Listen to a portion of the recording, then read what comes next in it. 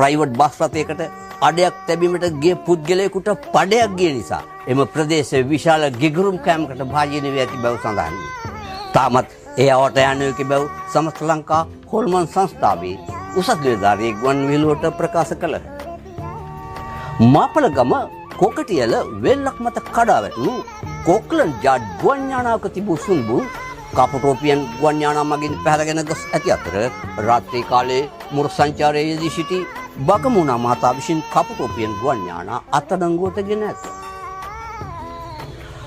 විරුද්ධ පක්ෂයේ නායකයා අපේ ගෙදර හාමිනේ මා සමග අමනාපීම නිසා මුළු කුස්සිය ප්‍රදේශයේම ඇඳිරි නීතිය ක්‍රියාත්මක වී ඇඳිරි නීතිය කඩ කළ මියන්ති දෙනෙකු උම්බල කඩ පසුම්බී පැහැරගෙන යද්දී මුරු සංචාරක නිලධාරී බලලා මහතා විසින් අත්අඩංගුවට ගැනීමට සැක කරද්දී මරුමුවට පත් විය.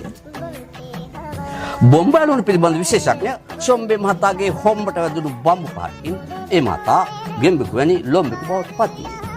හොංකොංගිය කිංකොං කංකුං රැගෙන පෙරලා දිවෙන්ට සැපත් විය. හොංකොංගි කංකුං ඉතා රසවත් බැව් ඒ මහතා පුවත්පත සාකච්ඡාවකදී අනාවරණය කළා. මැලේරියාව සහ මැයිස්ලාන්තය අතර දේශ සීමා ගැටුම් උග්‍ර වී ඇති අතර මැලේරියා ආරක්ෂක ඇමති DDT ඇනෝපිලස් මහතා මැයිස්ලාන්තයේ හමුදාපති නිලමැස්ස මහතා සමග දෙරටේම සිය සටන් අතර නොකරන බව අවධාරණයෙන් ප්‍රකාශ කර සිටියි. මේ අතර අහිංසක ජාතීන්ගේ මණ්ඩලයේ සභාපති කොඳුරුවා මහතා දෙරටේම සාමය ඉතා අත්‍යවශ්‍ය බව නිරවුද ගිවිසුමකට පටහැනි නොයෙකු බව ඒ මහතා එකෙල්ලෙම ප්‍රකාශ කර සිටියි.